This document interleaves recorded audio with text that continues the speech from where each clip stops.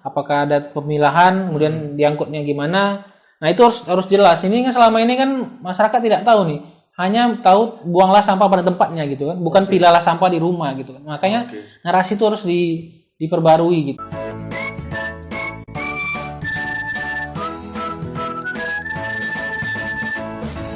Assalamualaikum warahmatullahi wabarakatuh. Selamat pagi sahabat anggaran dimanapun berada. Tetap melakukan upaya prokes ya, memakai masker, vaksin, dan terus mendengarkan channel anggaran kita, Fitra Riau Anggaran kita.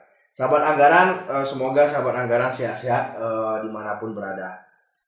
Kali ini Fitra melakukan session diskusi podcast bersama teman-teman Walhi Riau, yang mana kalau kita lihat Walhi Riau sekarang lagi sibuk dalam persoalan gugatan sampah. Yang digugatnya itu adalah Wali Kota Pekanbaru. Nah, ini sangat menarik juga kalau kita lihat bahwasannya sahabat anggaran, tanggal 22 Mei 2022 itu masa Wali Kota Pekanbaru itu berakhir bersamaan dengan Bupati Kabupaten Kampar, Bapak Catur. Nah, ini sangat menarik kita memperdalam dari perspektif publik, masyarakat sipil, sejauh mana pandangan publik menilai kinerja Firdaus Ayat dalam melakukan, menerapkan atau menjalankan kebijakan-kebijakannya di 5 tahun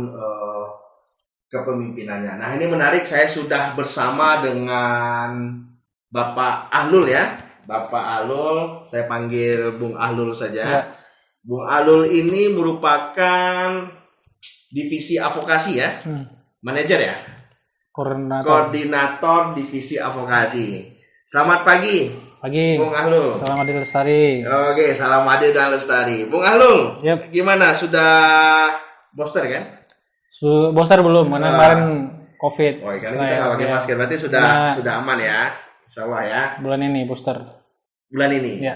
Nah, ini menarik juga nih kalau kita lihat perjalanan Walhi ini kan sering melakukan pemantauan terkait dengan kebijakan ya, baru mendorong pemerintah soal pelestarian lingkungan hidup, perbaikan ya. Nah, coba sedikit lah Bung Ahlul, coba sedikit ceritakan kepada publik, karena publik sahabat anggaran ini itu tidak banyak mengenal Walhi ya kan. Jadi kita coba sedikit lah minta sedikit kapus sirih lah pengantar dari Bang Ahlul. Silakan Bang Ahlul. Oke, Walhi itu sama kayak Fitra sebenarnya, lebih lembaga sipil terkait, khususnya kalau Walhi itu melihat dari sektor lingkungan ya. Kalau Fitra kan di anggaran ya. Nah, kita di bagian lingkungannya melihat memantau kebijakan pemerintah. Dalam hal ini pemerintah itu berperan menerapkan kebijakan-kebijakan di sektor lingkungan. Kemudian kita juga melakukan pendampingan ke masyarakat terkait mengedukasi masyarakat agar informasi tentang aturan-aturan atau regulasi itu memang sampai, dan mendampingi dalam hal seperti konflik juga. Kalau di Riau itu ada masyarakat adat, ada masyarakat tempatan, yang lain-lain. Karena kebanyakan di sini juga banyak muncul konfliknya tinggi. Nah, sehingga masyarakat belum disadarkan, kemudian mereka juga menjadi korban saat itu. Maksudnya itu tanahnya dirampas, hak-haknya diambil. Nah, ini perlu didampingi. Kemudian kalau isu perkotaan ya kita ambil dari kebijakan urban ya, salah satunya sampah, banjir, dan lain-lain gitu. Tapi main di kampanye sama kebijakan ya? Ya. Oke. Pendampingan juga. Pendampingan juga ya. Nah, ini menarik juga kalau saya lihat ya di media ya, kan kita sama nih masyarakat sipil ya. Walhi baru-baru ini juga sedang bekerja di Pulau Rupat ya. Nah, itu boleh disampaikan karena kalau kita lihat salah satu sahabat anggaran kita itu juga ada orang Rupat, kemungkinan kan, ada yang menonton kan. Itu gimana ceritanya itu? Kalau yang terbaru memang di Rupat, kita lagi advokasi masyarakat di sana karena ada aktivitas tambang pasir ya, khususnya pasir oleh PT Logo Basung Utama. Mereka melakukan aktivitas tambang di salah satu di wilayah konservasi. Kemudian pasirnya itu diambil dan dampak yang paling signifikan itu adanya penurunan tangkapan nelayan sendiri. Karena dasar lautnya digerus, kemudian ekosistemnya rusak, dan ada ancaman beberapa pulau-pulau di sana itu akan tenggelam karena kan tanahnya itu diambil, pasirnya diambil, dan itu potensi. Makanya kita perlu mendampingi dan menegaskan bahwasannya aktivitas yang dilakukan mana itu Bang Anu? Lupat Utara. Lupat Utara ya. Pulau... di apa namanya, pulau yang indah itu Beting Aceh, Beting Aceh dan dia sekitar itu, sehamparan itu. Kalau di pemerintah Bengkalis kan buat itu wilayah pariwisata kan. Di Kementerian Lingkungan, di Kementerian Kelautan itu wilayah konservasi. Karena situ ada satwa yang dilindungi. Nah, tapi di sisi lain Kementerian SDM itu menetapkan wilayah itu ada wilayah izin eksplorasi pasir tadi. Nah, ada tumpang tindih di sana. Itu salah satu kerja kawan-kawan ya. Karena kemarin berhasil menangkap kapal ya. Ya, itu dorongan dari Kementerian Kelautan. Kementerian Kelautan ya. Wah, luar biasa teman-teman wali ini. Aplaus dulu ke Sahabat Anggaran. Bang Halul, kalau kita bergeser ya. Sekarang ini kan kawan-kawan lagi mempersiapkan gugatan ya. Sudah jalan ya prosesnya ya. Itu sejauh ini bagaimana perkembangan dan prosesnya itu? Selain yang isu di tambang tadi, yang isu perkotaan, kita lagi menjalankan gugatan warga Citizen Lawsuit itu terkait pengolahan sampah. Ya. Karena belajar dari pengalaman 2020 awal, 2020 akhir itu kan Desember kan masa kontraknya dua perusahaan yang mengangkut sampah itu habis.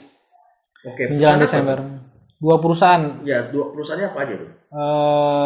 GTJ sama satu lagi lupa namanya. GTJ ya. Ya. Berarti yang ngangkut yang dapat tender perusahaan itu. Nah, di akhir Desember itu habis, kemudian ada jeda waktu yang sangat jauh sehingga proses pengangkutan tidak ada dilakukan oleh mereka. Karena mereka masuk proses lelang kembali kan, karena habis kontrak.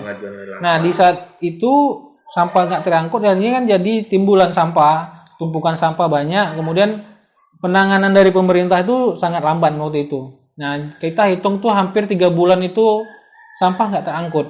Nah, sampah tak terangkut. Kemudian akhirnya timbul pencemaran udara, kayak baunya muncul.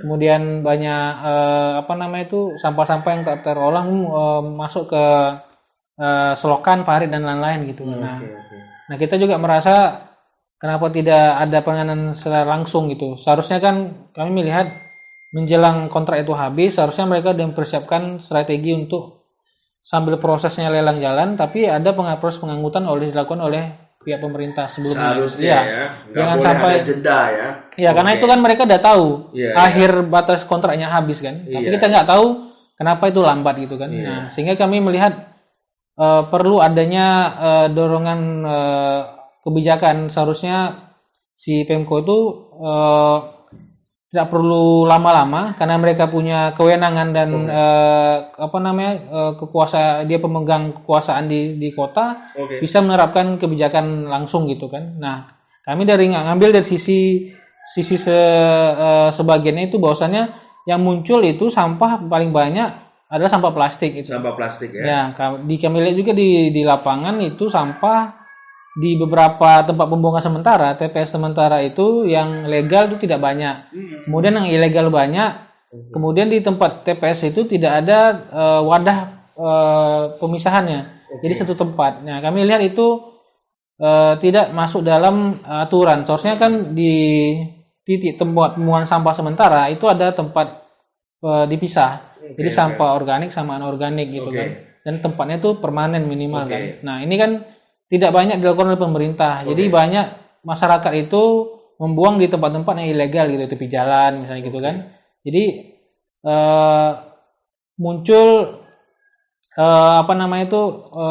timbulan sampah yang banyak, kemudian tidak ada pemilahan Nah, kami melihat seharusnya kota kelas Pekanbaru tuh punya aturan yang lebih tinggi untuk mengatur pembatasan plastik ini. Oke. Nah, makanya kami melakukan gugatan itu, salah satunya itu mendorong pemerintah Kota Pekanbaru membuat kebijakan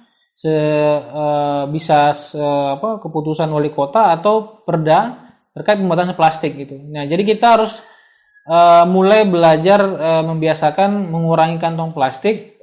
Kemudian selain masyarakat juga pasar, retail atau toko modern juga harus punya program terkait pembatasan plastik tadi gitu. Oke, kalau dilihat dari itu regulasi. Progresnya itu sudah dilakukan gugatannya udah jalan. Ke pengadilan negeri ya. Pengadilan negeri. Sekarang menunggu.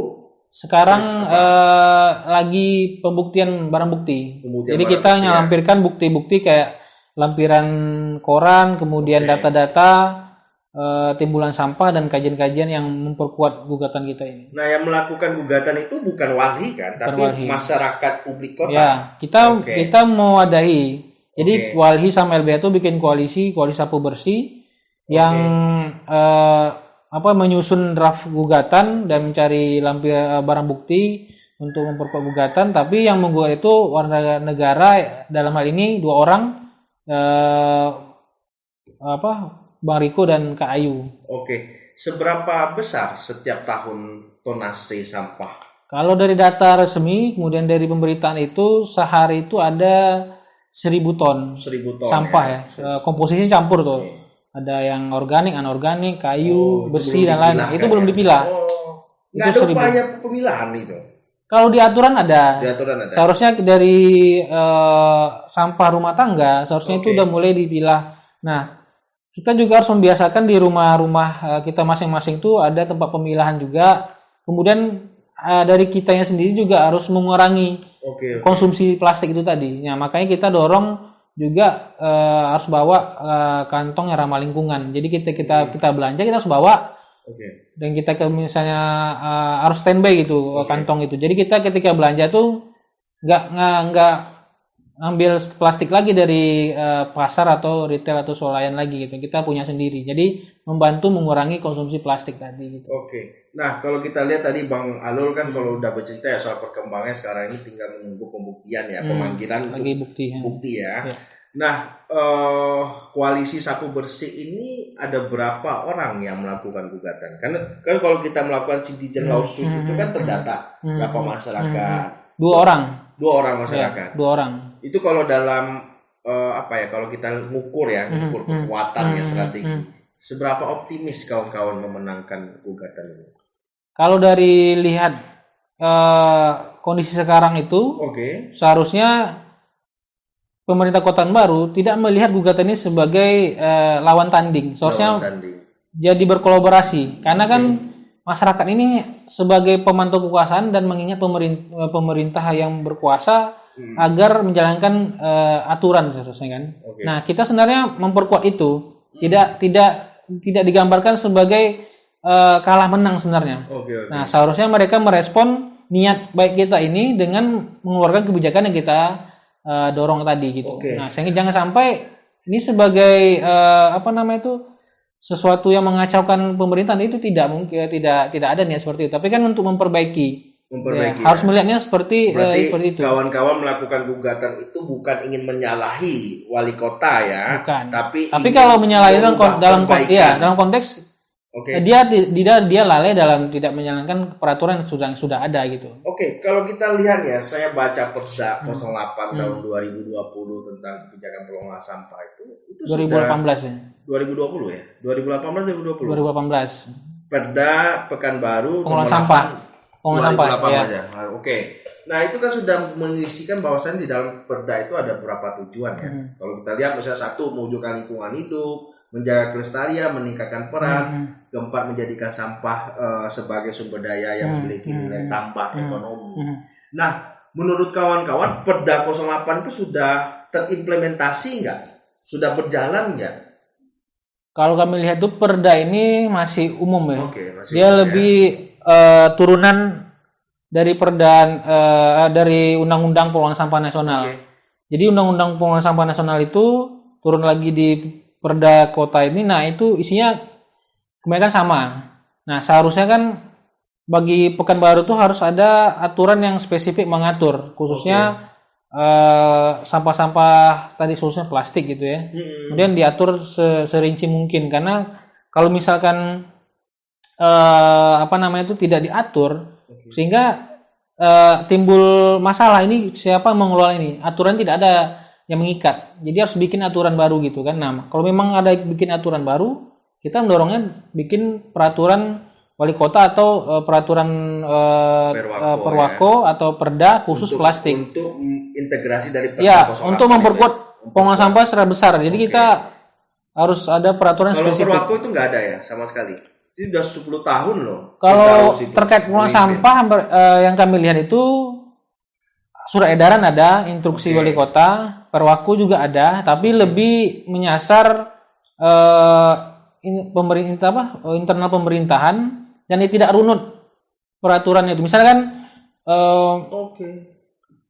perwako mengatur tentang batasan plastik di rumah gitu kan, rumah tangga itu. Nah, harus runut dikelola di rumah apa aja yang dibatasi, kemudian di mana tempat pembuangannya, apakah ada pemilahan, kemudian diangkutnya gimana. Nah, itu harus jelas. Ini kan selama ini kan masyarakat tidak tahu nih. Hanya tahu buanglah sampah pada tempatnya gitu kan, bukan pilahlah sampah di rumah gitu kan. Makanya narasi itu harus diperbarui gitu. Nah, karena tetap ketika dipilah di rumah, dibuang satu tempat, akhirnya barang tuh numpuk juga akhirnya kan. Setelah kita pilah, makanya pemilihan itu penting. Kemudian tempat pemilihannya harus beda, sehingga di TPA itu adalah hasil sampah yang sudah dipilah. Nah, ini yang siklus ini belum kami lihat gitu. Oh, berarti hobi kali ya pemerintah kita ya membuat sebuah aturan, kebijakan tapi nggak pernah dijalankan sesuai dengan harapan. Ya, makanya itu tadi kita mendorong regulasi ini harus diperkuat, kemudian harus kalau memang bisa dikhususkan untuk plastik ini, karena plastik adalah salah satu sampah yang paling banyak dihasilkan di Kota Pekanbaru. Nah, sehingga harus ada penanganan khusus gitu. Oke, nah kalau misalnya kita lihat teman-teman wali bahwasanya bicara soal akuntabilitas. Nah, setiap bulan itu kan setiap masyarakat itu wajib membayar iuran distribusi ya. Itu dari distribusi itu masuk pada pendapatan Kota Pekanbaru. Nah, dalam perkembangan kawan-kawan memantau ya, apakah kawan-kawan memantau nggak dari sisi restribusi pengelolaannya seperti apa? Kalau restribusi sampah kami belum melihat. Tapi kalau dari sisi regulasi yang ada, seharusnya kalau memang ada pungutan itu seharusnya harus dibarengi dengan transparansi. Misalkan dipungut berapa setiap rumah itu uangnya berapa terkumpul, harus dicantumkan di portal atau di webnya pemerintah. Itu masuk dalam klausa nggak? Enggak, retribusi kita enggak. Retribusi enggak. Berarti apa saja tuntutan kawan-kawan? Kita kalau dari Pemko kan kita membuat tiga kan. Wali Kota Pekanbaru, DPR Kota sama DLHK Kota. DPR Kota Pekanbaru siapa sekarang? Ketuanya? Iya. Nggak tahu nih, belum dilantik ya? Belum dilantik ya? Kacau. Oke, terus? Kalau wali kota tadi kita dorongan itu tuh. Ada kebijakan khusus tentang pembatasan plastik tadi. Dan lebih runut. Kemudian DPR ini dalam hal segi pengawasan kami lihat belum sama sekali. Karena beberapa pertemuan itu kalau memang ada masalah dalam proses pengangkutan oleh dua perusahaan tadi, seharusnya kan dia harus kena penalti atau sanksi lah. Selama ini yang dapat tender itu dua perusahaan ini, tapi tidak ada evaluasi gitu. Nah, seharusnya kan ada proses evaluasi nih. Evaluasi dan pengawasan. Berarti dalam hal ini Wali Riau mengklaim bahwasannya menduga itu teman-teman DPRD Kota Pekanbaru itu tidak bekerja dalam fungsinya. Iya, maksudnya tidak menjalankan sepenuhnya.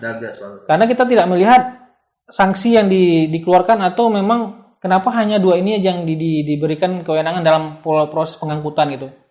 Nah, kalau memang ada masalah kan seharusnya mereka dapat catatan khusus dari DPR bahwasannya ini masih punya kendala atau belum memenuhi persyaratan gitu. Nah, kalau kita lihat dari perkembangan ya sebelumnya ya, itu sudah 5 tahun. Setiap perpanjangan kontrak itu 5 tahun atau 1 tahun sekali? 1 tahun sekali ya? 1 tahun. 1 tahun sekali. Nah, dalam 10 tahunnya 10 tahunnya Firdaus ini itu perusahaan yang mengelola atau mengangkut itu saja atau berganti-ganti? Yang kami tahu cuma dua itu. Nah, dari sepanjang periode pertama. setiap pengelolaan sampah ini baru muncul pasca dua periodenya wali kota sekarang ya, yang akan mau bergantian itu ya. Nah, setiap tahunnya tuh muncul macam-macam masalah seperti tunjangan gaji pekerja kebersihan tidak dibayar. Wah, gaji. Nah, kemudian zalim nih. Kemudian apa namanya itu adanya keterlambatan dalam hal proses pengangkutan, gitu kan. Terus yang terjadi momentumnya tuh di akhir 2020 kemarin kan. Nah, ini seharusnya jadi titik awal untuk mengevaluasi tadi gitu. Ada banyak catatannya, seharusnya kan seperti itu. Tapi kan kita melihat tidak muncul. Narasi di media DPR memang memberikan kritik kepada pemerintah kota dalam hal ini mempermasalahkan si kontraktor ini. Tapi kan kita melihat produk kritiknya itu apa gitu. Kalau hanya narasi kan kita ya bisa aja dibaca kan. Tapi kan bentuk yang jelasnya apa? Apakah surat teguran atau apa gimana gitu kan. Nah, atau menahan dua kontraktor ini untuk tidak mau diberikan kewenangan dalam pengangkutan, tapi dievaluasi gitu, diperbaiki gitu. Nah, ini yang tidak muncul. Seharusnya masuk perusahaan daftar hitam gitu. Karena bisa kalau memang catatannya banyak kan sesuai aturannya. Itu yang tidak muncul. Nah, selain pengawasan tidak jalan, proses penganggaran kami lihat kalau memang porsi pengangkutan ini banyak, seharusnya kan dalam hal pengelolaan sampah ini seharusnya clear gitu kan. Sekitar 40 miliaran kan itu dari khusus pengangkutan aja kalau nggak salah itu dari anggaran yang disediakan gitu. Nah, selebihnya baru sosialisasi atau program-program lain. Nah, ini kan besar sekali gitu kan. Tapi kan kinerjanya tidak sebangga yang kita inginkan gitu. Nah, ini yang jadi masalah. Nah, kami perlu mengingatkan kepada DPR bagaimana politik anggaran tadi. Nah, porsinya harus sesuai dengan yang dia berikan sama yang dia kasih ke kita gitu. Tapi kan kita lihat tidak ada sesuai dengan harapan. Iya, kalau kita lihat kan restribusi sampah ini kan termasuk masuk pendapatan ya. Kalau kita lihat dari tren ya 2019, 2020, 2021 itu mengalami fluktuatif. 2019 kalau dari data kita ya mengatakan bahwasanya ada 19,53 miliar ya untuk terkait dengan restribusi ya. Baru turun lagi 14,56, naik lagi menjadi 15,76. Nah, artinya publik itu sudah tertib untuk membayar restribusi, tinggal di internalnya saja ya.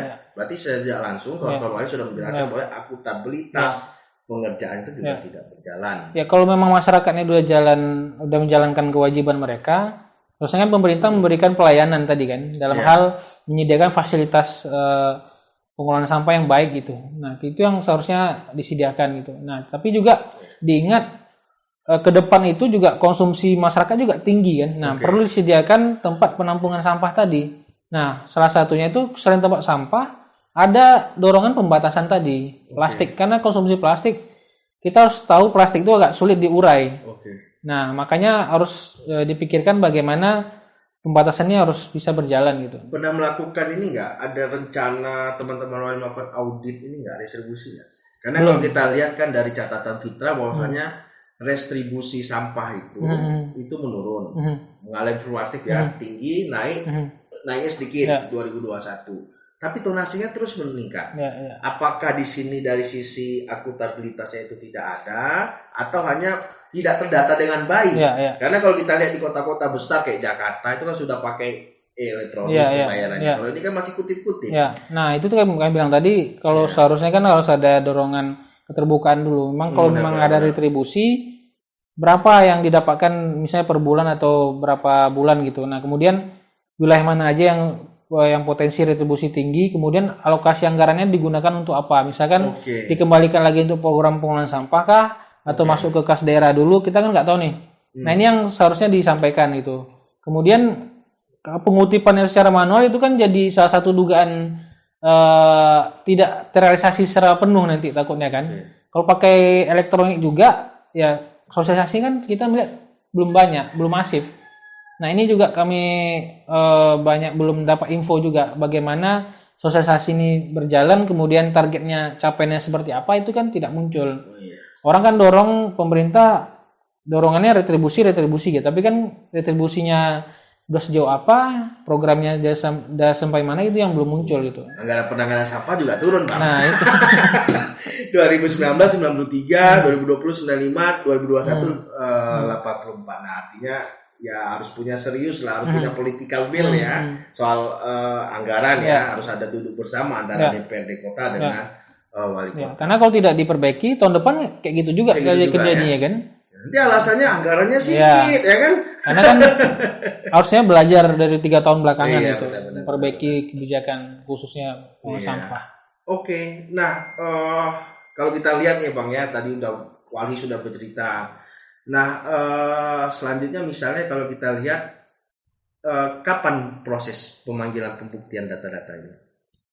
Kalau yang sebelumnya udah tanggal 20 kemarin udah pembuktian, kemudian tanggal 27 pembuktian kedua sama pihak tergugat, 3 tergugat tadi. Nah setelah itu mungkin habis lebaran mungkin baru proses saksi fakta dan saksi ahli nanti. Saksi fakta dan saksi ahli ya. Oke. Ini kalau kita lihat ya tadi soal sampah memang banyak kendala ya. Kendalanya dilihat dari internalnya wali kota yang tidak mampu untuk melakukan pengelolaan dan perbaikan persampahan. Nah dari sisi kebijakan PJMD ada kan kebijakannya? Ada di kota kan punya program Smart City Madani kan. Smart City Madani. Nah, salah satunya gitu. Smart Environment tadi. Oke. Cerdas dalam lingkungan gitu kan. Oke. Nah di turunannya Smart Environment itu ada program pengelolaan sampah. Nah mereka punya target pengurangan sampah per tahun gitu sampai berapa tahun ya. Nah di situ kan sudah ada indikatornya, tapi kan khusus untuk pengelolaan sampah yang lebih runut tadi, khususnya pembuatan plastik atau program sosialisasinya tuh tidak terlalu banyak gitu. Kemudian programnya itu kita apakah sudah diadaptasi oleh dinasnya itu sendiri dan diturunkan ke programnya dinas, kita pun belum tahu. Karena kan di dinas DLHK juga laporan kinerjanya kan tidak update ya. Kita nggak bisa lihat progres capaiannya udah sampai mana, apakah capaiannya smart environment sudah tercapai atau belum, kendalanya di mana kita bisa lihat. Nah makanya dengan tertutupnya DLHK ini juga kita menganggap mereka tidak mendukung kebijakan wali kota itu juga gitu, karena partisipasi masyarakat juga kalau memang disebutkan ya bentuknya seperti apa gitu kan.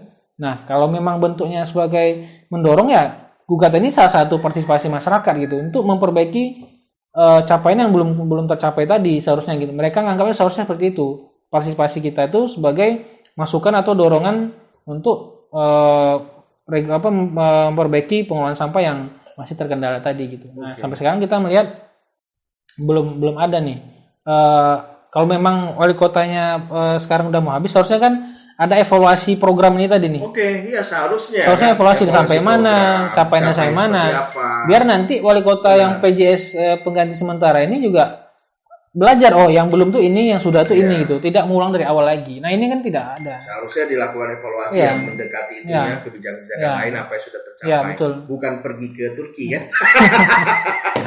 Ya ini sangat mengejutkan publik Bang Alul bahwa di kondisi yang sekarang kritis nih, saat ini kritis, pandemik lagi, anggaran kita kecil kan, tambah lagi walaupun Firdaus berkilah bahwa saya itu menggunakan APBN ya, diundang untuk mempromosi wisata. Apa yang bisa dipromosikan dari wisata Pekanbaru itu? Apa sampah? Dan pulang dari sana harus ditanggung jawabnya gimana gitu kan? Apa impact dampak terhadap kota atau apa? Tadi saya bicara dari sudut pandang walhi, Bang Alul sebagai walhi ya, pengurus walhi. Sekarang sudut pandang Bang Alul sebagai publik, masyarakat biasa, menilai 5 tahun Firdaus ini atau 2 periodenya Firdaus ini sudah memiliki kontribusi positif nggak bagi publik kota? Dari sisi kebijakan yang dibuatnya, menjalankan misinya. Positif nggak dari penilaian kawan? Kalau program yang mereka buat itu sebenarnya ada yang bisa kita ada harapan sebenarnya. Tapi kan kalau realisasinya itu yang kita sangat kecewa gitu sebenarnya. Tata kelola perkotaan khususnya kayak memperbaiki fasilitas drainase karena kondisi Pekanbaru ketika musim banjir itu musim hujan itu banjir. Oke. Nah, ini kan kalau memang sebenarnya kan master plan drainase kan sudah ada nih. Tapi kan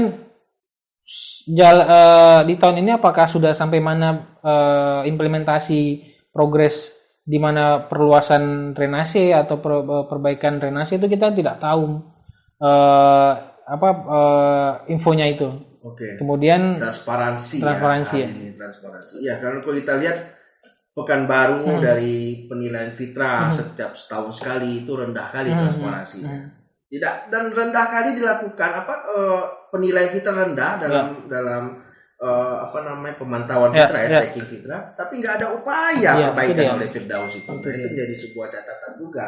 Seharusnya kan dengan konsep smart city itu kan seharusnya kan lebih meningkatkan. Lebih menggunakan teknologi kan harus lebih transparan kan, dan mudah diakses sama masyarakat. Apalagi soal iuran distribusi udah pakai elektronik kan, nggak mesti. Dan kita harus masyarakat juga dapat kalau misalnya dalam konteks mengolah sampah, tahu sampah per hari itu berapa, di mana aja dan lokasinya, itu kan seharusnya gampang seharusnya. Nah, ini kan tidak.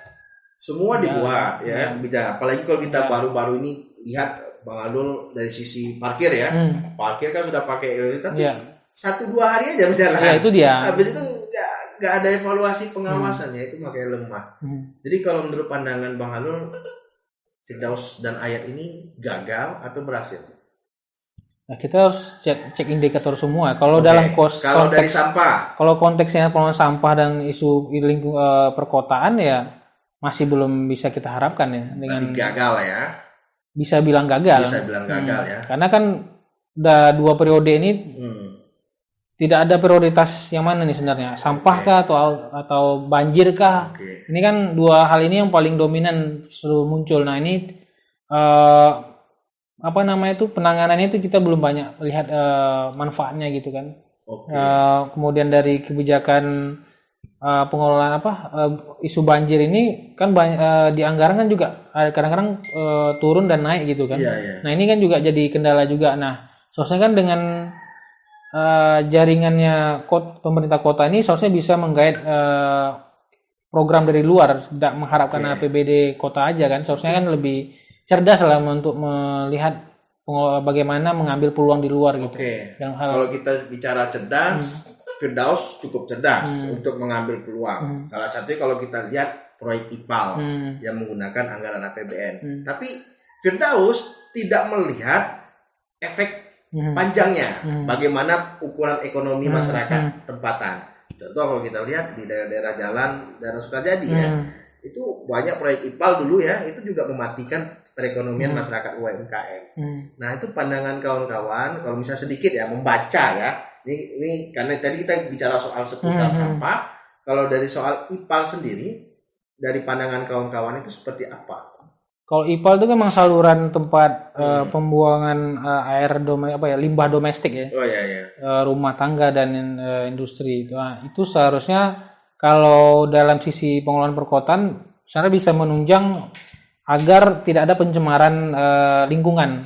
Jadi pipa ini telah dijadikan tempat saluran limbah domestik ya. Tapi kan seharusnya kalau memang ada dampak tadi, minimal UMKM itu misal diberikan subsidi misalnya gitu, atau biar tidak mengganggu perekonomian proses jual beli mereka ya, kan banyak terganggu ya. Ketika hujan tergenang banjir kan, jadi orang pun mau belanja juga susah gitu kan. Nah, ini kan tidak bisa jadi itu runutannya sosialisasinya berkurang sebenarnya. Masalah sosialisasi ya. Karena di sosialisasi itu akan disampaikan dampaknya tadi. Berapa lama prosesnya? Iya, udah lama ketika hujan nanti banjir, gimana solusinya? Nah, bagaimana insentifnya bagi UMKM itu nggak dibicarakan. Apakah terganggu dengan kebisingan suara pembukaan lahan jalan kita tadi kan juga terganggu kan? Nah, ini kan sudah disampaikan gitu. Nah, kita belum lihat banyak kanal-kanal informasi tentang program ini. Karena kan ini program nasional kalau nggak salah ya. Selain Pekanbaru dapat salah satu titik. Ya, Makassar juga ada ya. Nah, ini kan di narasi media lebih banyak penolakan gitu kan. Karena itu tadi, kalau penolakan banyak berarti kan memang tidak masif pendampingan ke masyarakat bagaimana program ini seharusnya berjalan. Nah, ini yang kami nggak tahu apakah kotanya memang kekurangan anggaran dalam hal ini sehingga tidak terjadi sosialisasi secara menyeluruh, atau memang kendalanya ada yang lain gitu. Tapi ini juga kurang cerdas juga Firdaus, saya rasa begini Bang. Dua proyeknya IPAL itu diambil dari APBN. Tapi pengerjaan jalannya itu nanti akan masuk kepada APBD kota. Nanti 40 years juga. Jadi agak kurang ini juga kan, agak kurang seimbang. Makanya perlu evaluasi, bukan jalan-jalan ke Turki kan. Oke, itu apa ya, evaluasi kita ya. Nah, Bang Alul, sesuai dengan saya katakan tadi bahwasanya Firdaus dan Ayat itu akan habis di tanggal 22 Mei 2022. Nah, kira-kira bagaimana harapan Bang Alul nantinya ada proses PJ ya, pergantian jabatan ya PJ di Kota Pekanbaru. Apa harapan Bang Alul sebagai pribadi masyarakat sipil dan pribadi sebagai pengurus Walhi? Kalau dari calon yang akan menggantikan ini seharusnya dia punya latar kawasan terkait tata pemerintahan khususnya di perkotaan ya. Karena isu perkotaan lebih spesifik gitu kan. Kemudian minimal itu dekat dengan isu lingkungan gitu. Karena kan kayak dominan tadi kan banjir sama sampah. Nah, dia harus punya wawasan tentang itu. Nah, kalau calon yang tidak punya wawasan itu kita akan punya waktu lama lagi untuk bagaimana dia bisa menguasai isu-isu perkotaan tadi. Nah, sehingga kita komunikasinya agak lama ketika dia tidak menguasai isu tadi. Ketika dia punya wawasan, kita lebih gampang untuk berdiskusi, menyampaikan keinginan kita tadi. Nah, harus punya wawasan. Iya, salah satunya gugatan ini dimaknai dalam hal positif dari maknanya. Jadi gugatan yang kawan-kawan lakukan itu ke wali kota ya, bukan wali kota, ke Firdaus ya. Bukan, ke wali kota jabatan ya sebenarnya. DPR dan DLHK. Nah, itu tadi dengan waktu yang tidak terlalu panjang ini ya minimal dia bisa membuat program jangka pendek yang yang mendesak ya, paling mendesak lah minimal gitu, atau menerapkan membuka ruang bagi publik untuk terlibat memberikan masukan juga lah gitu. Nah, sehingga kinerja yang selama ini mungkin jarang diketahui sama yang pejabat baru ini bisa diketahui, ternyata yang paling prioritas ini sebenarnya gitu, versi masyarakat, atau yang kedua ini atau yang ketiga ini. Nah, ini ruang-ruangnya harus dibuka. Kemudian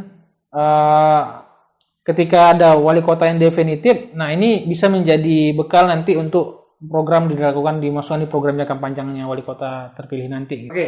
Jadi tadi udah menjelaskan ya Bang Alul ya.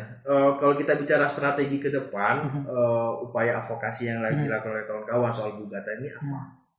Ya, kalau strategi selain kita menjalankan proses gugatan di pengadilan, kita juga mulai melakukan kampanye digital dan kampanye media sosial. Nah, kan gugatan ini dilakukan karena ya salah satu kebutuhannya untuk memberi pelayanan kepada masyarakat kota. Terutama bagaimana masyarakat itu cerdas mengelola sampahnya sendiri, kemudian tahu di mana tempat pembuangan sampah gitu. Nah, ketika ini terbangun ya, minimal ada kemampuan dan kebiasaan yang muncul dalam hal pengelolaan sampah yang lebih ramah lingkungan gitu kan. Kemudian bisa mengurangi pencemaran lingkungan dan meningkatkan indeks lingkungan kota itu sendiri gitu. Nah, seharusnya kan itu yang kita inginkan, tapi kan ini kan proses karena setiap kejadian selalu masyarakat bilang tidak tahu informasi, kemudian kan sosialisasi tidak ada, dan pemerintah lebih progresif lagi buat satgas buang yang untuk mantau buang sampah sembarangan itu. Kalau nampak buang sampah tuh didenda kan, itu kan seharusnya kan itu penanganan yang terakhir deh. Seharusnya kota tuh memberikan pendampingan dulu. Kita inginnya seperti itu. Didampingi dulu lah, diedukasi lah masyarakatnya gitu. Nah, ketika mereka misalkan sudah jadi keedukasi ternyata tetap melakukan pelanggaran, itu baru boleh ditindak gitu. Nah, ini yang proses itu yang kita pengen berjalan dulu, pendampingan dan sosialisasi ke masyarakat gitu. Mantap. Berarti optimis ya, ini menang ya. Optimis, karena kan untuk masyarakat kota juga kan. Masyarakat kota ya. Oke, harapan masyarakat kota gimana? Kalau dari masyarakat kota yang kita dengar dari komentar dan pesan-pesan di sosial media, mereka mendukung kan. Tapi itu tadi karena gugatan ini terlalu terlalu